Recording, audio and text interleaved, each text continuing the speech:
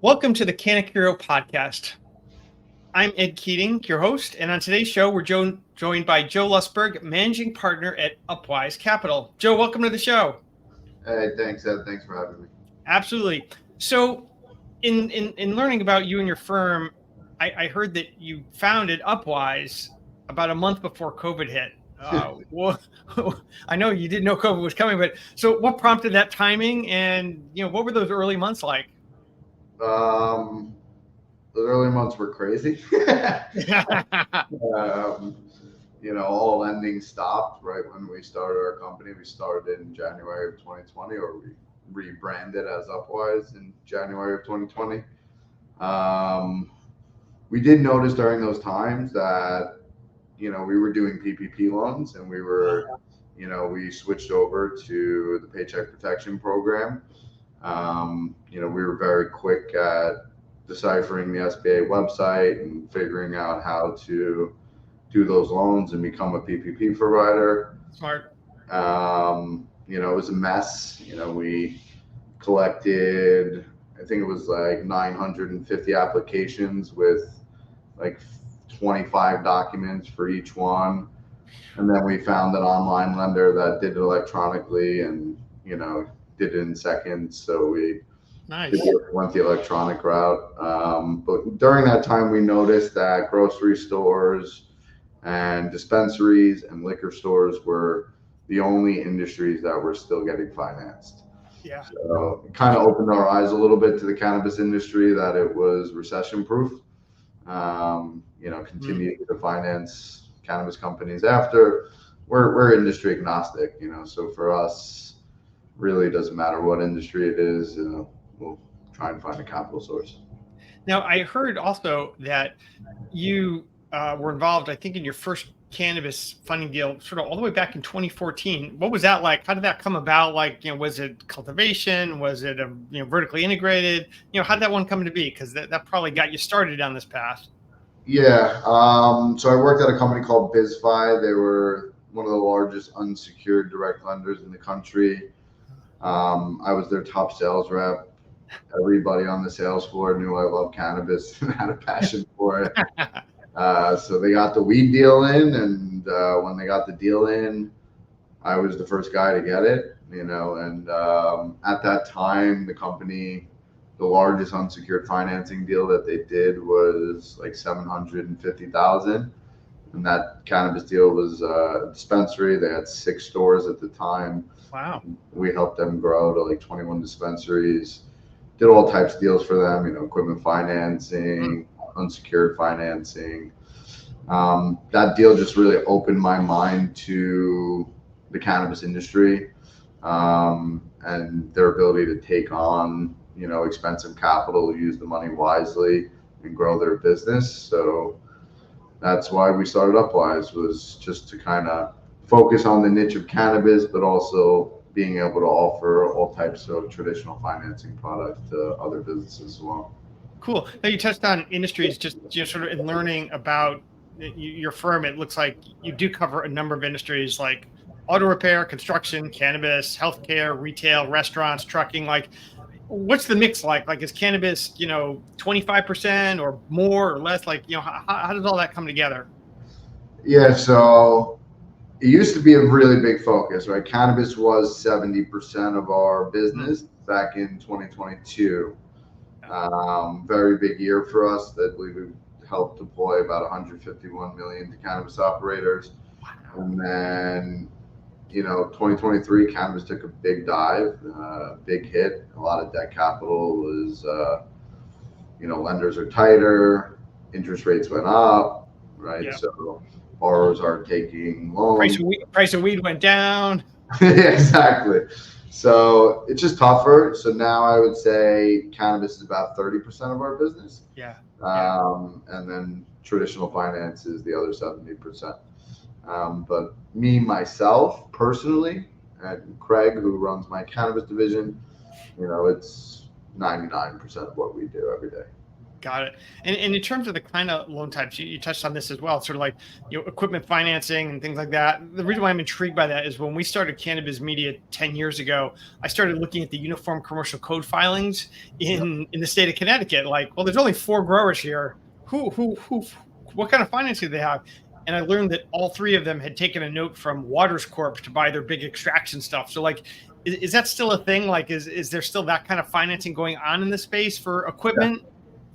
Yeah, so we work with many vendors, right? So we work directly with the manufacturer, and then we also work directly with the borrowers. So we do leasing agreements all the time. Okay. We even do equipment financing for startups. There are some manufacturers who are starting to finance their own equipment as well. But really where we see our advantage is just our experience, right? We'll not only help them get better pricing, we'll work with the manufacturers to make sure everything's being shipped at the right time. And then we work with companies on the rebate side to help them get rebates back, to make sure that they're really taking advantage of everything that their local municipality offers or the utility company. Oh yeah, it's because of utilities. Because we have some customers who focus in on that. Now, for some of those loans, like if you're going to those companies, what are people using as collateral? Like I know we work with banking software companies, and they work with financial institutions who sometimes I think warn against a license may not be the strongest collateral to use. But like, what kind of stuff do people put up besides maybe their house or something? Everything, but so it depends the type of deal, right? You have unsecured financing that has no collateral. It's just UCC1 on the business, right? So their collateral is the business operations, the cash flow that's coming in, and any account receivables or things like that. Then equipment financing, it's usually just UCC on the equipment, UCC on the operating business. Because we do a lot of construction financing that requires first lien position on the property and a lien position or first mortgage on the real estate entity. And then they also want the operating entity to be a guarantor of the loan. And they will also take security interest in the license as well on a construction loan.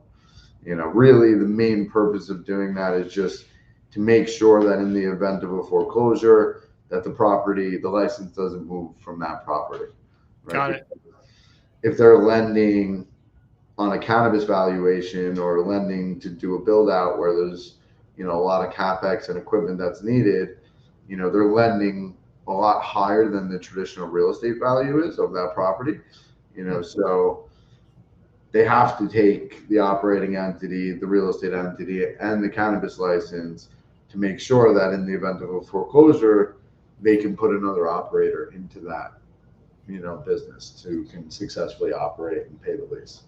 So with that kind of complexity, Joe, does that lead you to operate in certain states and ignore others? Like I think back to the interesting story that Oklahoma was, where they were buying all sorts of equipment, and I remember hearing one of the lighting guys saying, all the stuff that I'm selling to these people is going to be on eBay in a year. And the market has collapsed regulatorily as well as others. So once again, are there certain markets that you're really attracted to, or it's really based on the individual license holder?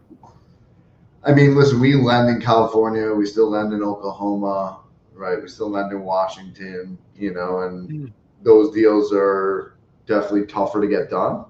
Obviously most lenders prefer limited license states.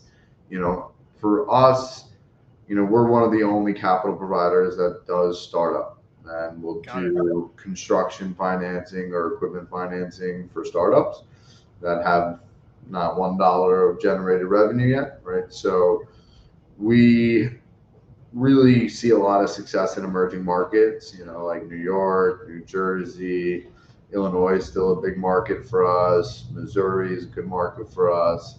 Ohio, but we do deals everywhere. So, if somebody has a property that's a cannabis facility in Oklahoma, the lender may not lend above cannabis value, but we still have lenders that can do it. Yeah, that makes sense. So yeah, I guess if you're working with people where they've got a PowerPoint and a dream, and you're helping get them off the ground as a startup, that must really affect your sense of the market. Is like, I'm assuming that you're probably not doing much work with MSOs, but maybe more the mom and pops in a lot of these states. Correct. We're definitely working with more, I wouldn't say just mom and pops, Yeah. definitely some bigger businesses that have raised a lot of equity and debt as well. But, smaller businesses that are growing in an emerging market, most of our startup deals, it's owner operators, right? Where they own the real estate and they're the operator as well. And we're helping them to get the construction financing and everything built out for them to get operational. But we see so many deals with just a license, a dream, and a deck, and there's nothing we can do with that, right? Yeah. You need to have sufficient borrowers. You need to have good guarantors. You need to have somebody with cannabis experience on the team who can actually execute the business plan, and then you need debt service coverage, right? So most of the times when we do an equipment financing deal for a startup, it requires them to come in with some sort of cross-corporate guarantor. So a construction company or an accounting company or a real estate company that is going to be the cross-corporate guarantor that's going to service the lease payment. And then that also helps with our traditional side, where if we get a startup borrower and we're like, hey, do you own any other businesses? And he's like, yeah, I own a big construction company. I'm like, oh, let's just finance your construction company. You'll get a lot cheaper cost of capital and it's easier. Yeah. We think outside the box and kind of pivot in certain instances, which is a big differentiator for us. Well, just like you did with the PPP loans back in 2020. I mean, that makes good sense, and good on you for doing that. I mean, the construction angle is interesting because, as you know, we look at these licenses as they're coming through and the applicants, and you're so right. A lot of these people are in that side of the business. And as some smart person said within, a couple months ago, I read this, cannabis is really a real estate business. Once you get down to it, like it really comes down to, have you made it through all the zoning? Do you have access to land or a building or a property or a lease? Because without that, nothing really happens. Yeah. I mean, look at all the MSOs, right? For them, it's grabbing real estate, planting their flags, and keep expanding. And if you until that didn't work anymore. Exactly. So it didn't work in certain states, right? So, right. Well, for them, it's a pivot too. I think, look at, Columbia Care saying they want to get out of Florida because they're, losing more money than they're making. And they said somebody else can do it better than we can. So it's a bit being humble, I guess, but they're just trying to live to fight another day. So, now, what about ancillaries, Joe? Are they part of the mix at all? Like, do they come? Yeah.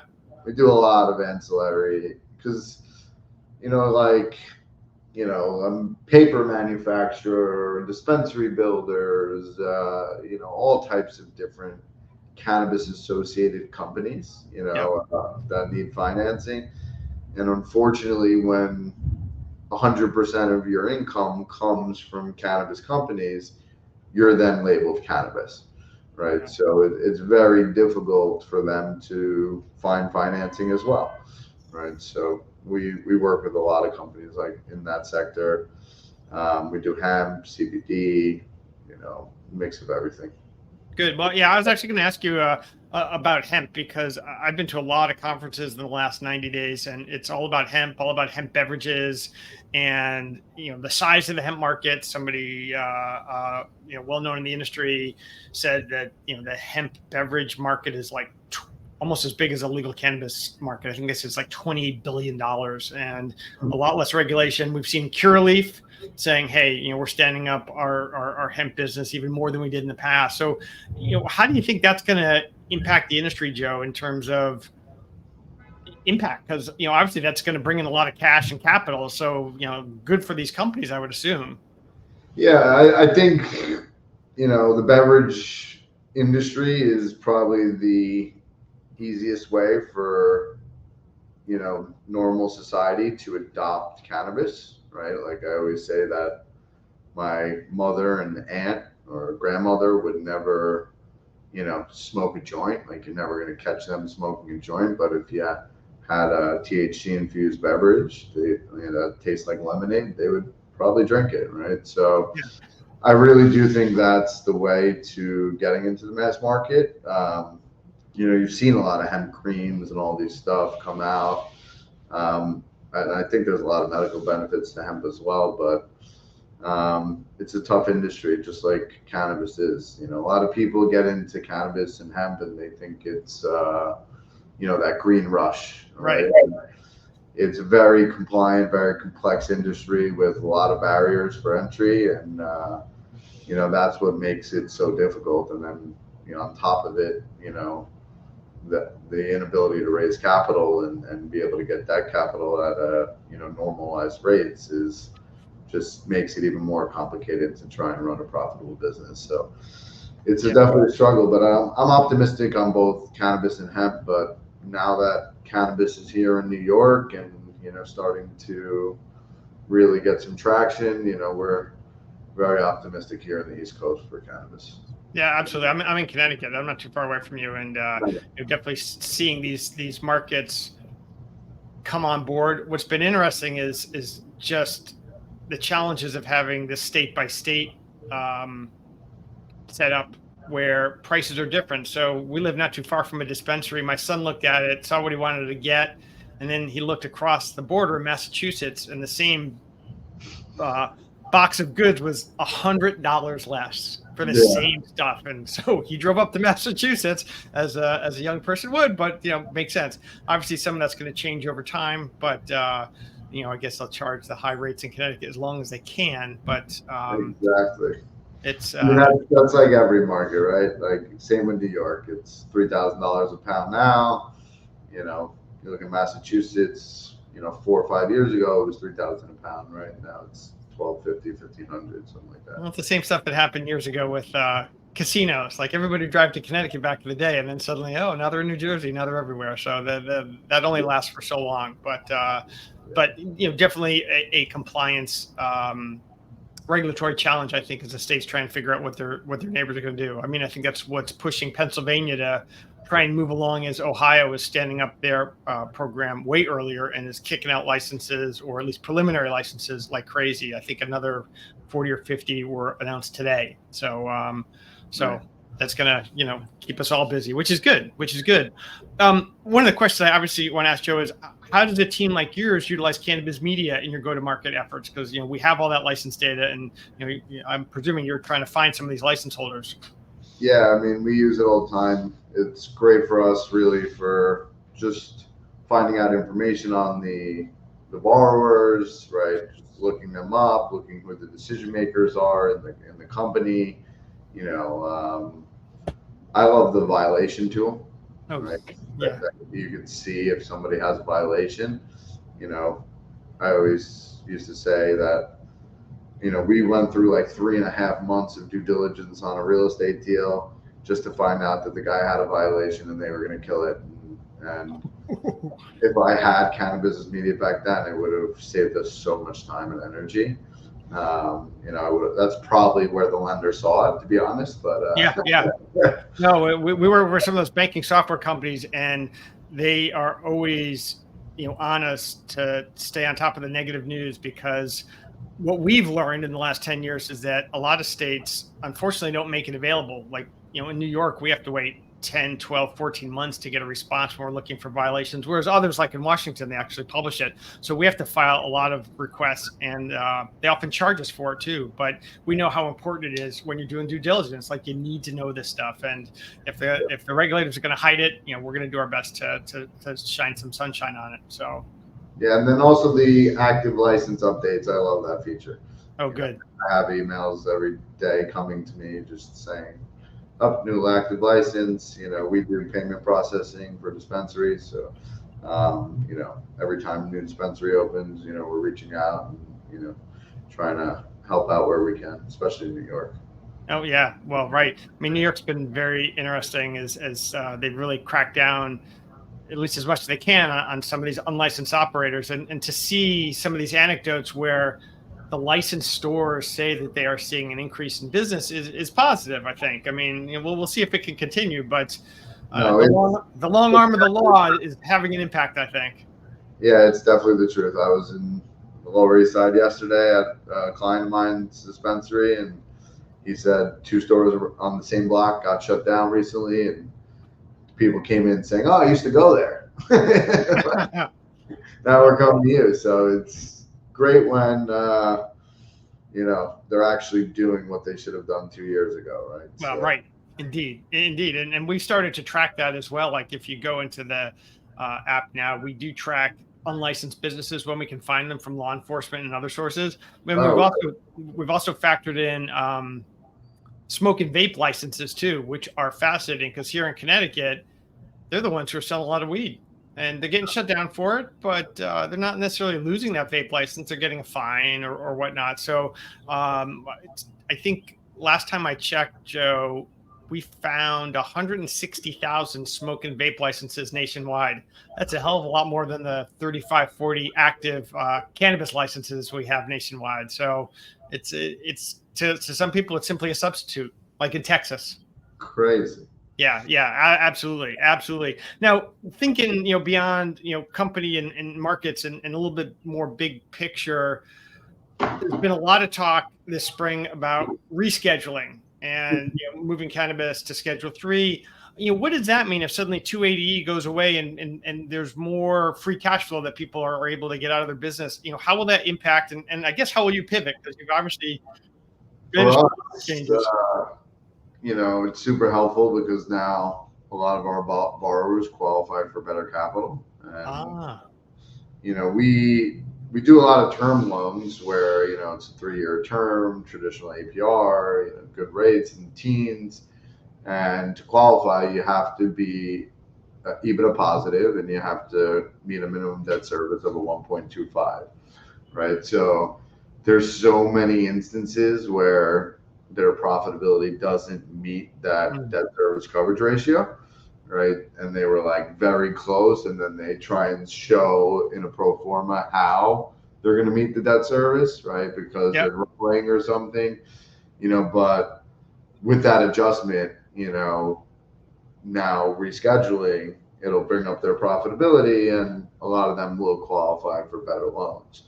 So I just think it'll help us to get deals done. Right. Yeah. I don't know whether or not they'll be able to go back retroactively and amend their tax returns or whatever, but however it shakes out, if they're able to take off traditional deductions like other businesses, it's definitely beneficial for the whole industry. Yeah. No, I agree. And that's helpful to know. I hadn't thought about the fact that they would still benefit from using Upwise. It's just that they'd have the availability of a broader suite of products to meet their needs, which is I do think more capital will end up coming into the market, right? Yeah. I don't think overnight you're going to see, all the hundreds and thousands of banks that lend to traditional businesses start to enter into traditional finance, right? We still have a very big traditional side of our business, and those businesses can go to traditional banks, and the reason they come to us is because we're faster and it's a more streamlined process. So using technology to expedite the loan process has always been, a big part of our business, and that's kind of our edge over everybody else. Well, and also you've got the subject matter expertise of understanding the cannabis space for a decade. I mean, that goes a long way. I think when you're talking to people who are operators, and I think they want to get somebody who gets them, as opposed to people who don't understand the industry at all. Yeah, I always say we're not in the suit and tie type of capital guys. We get out there in the trenches with our borrowers, and we love to go to the farms. It's our favorite part of our job. Yeah. So we're definitely involved with our borrowers. We bring value in many ways, whether it's recommending somebody else, recommending an attorney, an insurance provider, a consultant of some sort. And then the biggest thing I think is just we're honest, right? In cannabis, you run into so many people who are, not honest, give out fake term sheets, and just trying to get over on people. And we're not in it for that. We're in this for the long relationships and good partnerships, and to grow with our customers. And I always say, if I can get you a bank loan, I'll try, and I will. Right? Yeah. We do have 38 banks that lend to cannabis companies, but you have to be profitable and you have to have real estate. So.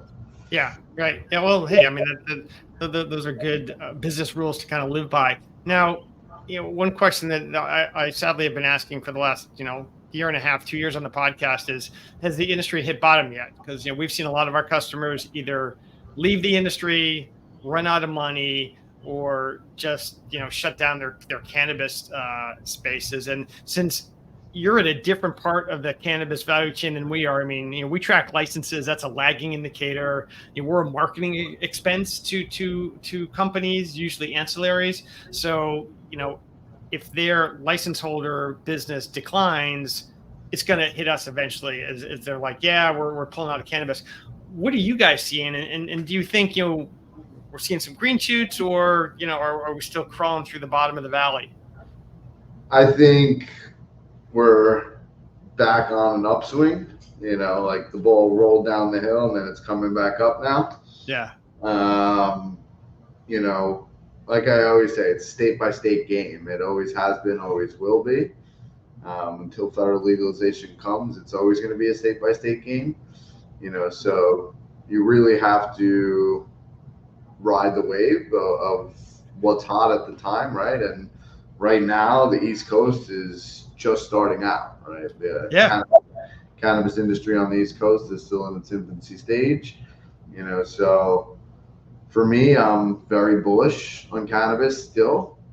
I've taken a much more focused look at cannabis and, stepped back our efforts a little bit more and really just trying to do what we're good at and, focus on quick financing and, emerging markets is really where, we specialize. And, we're still putting a lot of time and energy into cannabis and still believe in the market and still believe, especially here in New York. New York is, going to be a big market for us. Absolutely. Well, and also with sort of these emerging markets, we just added in, I think, a couple thousand of the micro applicants in Missouri. We see that Minnesota has gotten a lot of applications coming in. Delaware is going to start their process. So there's definitely a lot more markets that are coming on board, which is kind of exciting. So sort of on that note, for you, Joe, looking forward, what trends are you seeing or things that we should be looking out for? We've talked a little bit about hemp. We've talked about rescheduling. Anything else out there that you think is interesting or worthwhile to keep an eye on as we try and figure out what the hell is going to happen for the rest of 2024 and into 2025?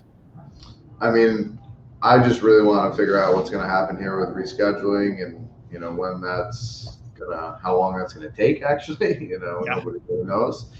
I think that's really, the big one. And then, safe banking and just federal legalization, two big ones in our industry. Here in New York, the regulation is changing always, right? So and the regulator. Yeah, exactly. So you just really have to stay on top of it, day by day. That's why we use softwares like yours, right? Is to just make sure that we're staying ahead of the curve and we're, making sure that we're getting to the customers and make sure the customers know who we are, so that when they do need capital to grow their business, we're here to help at that time. Oh, excellent. Well, we talked about sort of the regulators changing. As I think around just the region here, the Massachusetts regulator is, a mess. They're almost like in an internal receivership. Connecticut Social Equity Council has been sort of like internally audited, and New York has gone through all this change. So there's still sort of this weird regulatory volatility that makes it hard to know what's going to happen on a state by state basis. It's not sort of this locked and loaded, steady progression. So Yeah, definitely a lot of things in motion, but yeah, I couldn't agree more that the rescheduling discussion, debate, and impact is probably the most profound thing our industry is going to have to deal with going forward. Yeah, without a doubt. It'll change this industry better. I mean, it's just game changing for every single cannabis business, right? You know, the fact that we were not cannabis businesses were not able to take advantage of traditional write-offs prior is really just crazy. Indeed. Well, that's a good note to end on, and it'll be fascinating, Joe, to watch as you guys pivot as all these changes come through as you've pivoted in the past. So thanks so much for joining us today. It was a real pleasure talking to you and learning more about Upwise. Yeah, thanks for having me. I appreciate it. Absolutely.